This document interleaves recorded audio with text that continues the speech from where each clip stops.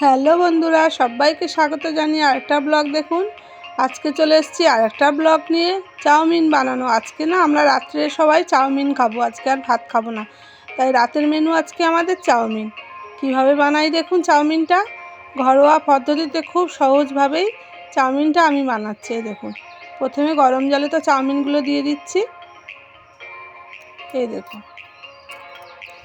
গরম জলে সব দিয়ে দিলাম। যেই একটু ফুটে উঠেছে না, সঙ্গে সঙ্গেই আমি সব তুলে নেব। বেশি ফোটালে কিন্তু হবে না, চাউমিন সব হয়ে যাবে। সবাই তো করেন, সবাই খান, আমিও কিভাবে করি দেখুন। এটাও খুব সোজা পদ্ধতি, খুব সহজেই এইভাবে বানিয়ে ঘরে আপনারা খেতে পারবেন।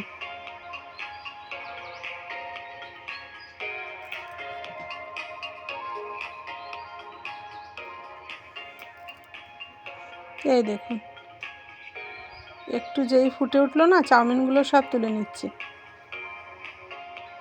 একটু ঠান্ডা করে নেব চাউমিনগুলো একটু ঠান্ডা হোক, ততক্ষণ আমি পেঁয়াজ, শসা, কাঁচা লঙ্কা সব কাটতে বসে গেলাম। এই দেখুন, এই যে সব আমার কাটা কমপ্লিট। আলু সব কেটে ধুয়ে নিয়ে এসেছি। এবার আলুটা আমি ভেজে নেব। চাউমিনটা একটু ফ্যানের তলায় দিয়ে দিয়েছি, একটু ঠান্ডা হোক।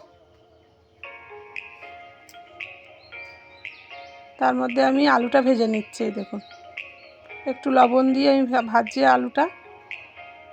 আর দেব দুটো ডিম ও ভেজে নিচ্ছি। একটু লবণ দিলাম ডিমে।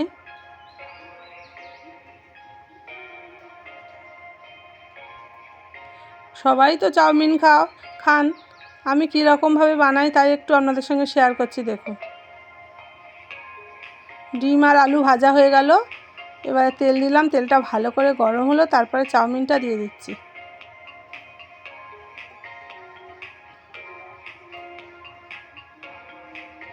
একটু লবণ দিলাম চাউমিনে, মানে এক ফোঁটা জিরের গুঁড়ো দিয়েছি।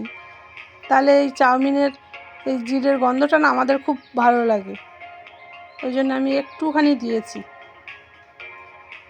আর এই ডিম আর আলু ভেজে রাখাটা দিয়ে দিলাম। ভালো করে প্রথমে চাউমিনটা ভেজে নিলাম, তারপর আলু আর ডিমটা দিয়ে দিলাম। দিয়ে ভালো করে নেড়ে চেড়ে এই যে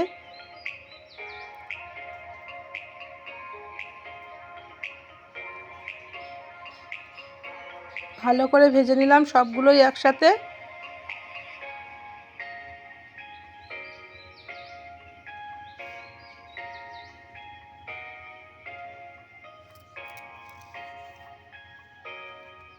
হয়ে গেল। তারপর দেখুন, 3টে প্লেটে আমি সব সাজিয়ে ফেলছি। শসা, পেঁয়াজ, লঙ্কা সব দিয়ে দিচ্ছি। আজকে আমরা 3 জন, 3টে প্লেটে আমরা সাজিয়ে নিয়েছি। শসা দিলাম, কাঁচা লঙ্কা দিলাম, পেঁয়াজ দিচ্ছি, সস দিচ্ছি। খুব দারুণ লাগছে কিন্তু। এই যে 3 জনের 3টে প্লেটে গাছের আম, এই শেষ আম কেটে নিলাম। খেতে বসে গেছি। আমার কর্তাকে অনেক দিন পরেই দেখছেন। দেখুন, কর্তাও খেতে শুরু করে দিয়েছে, বললো ভালো হয়েছে।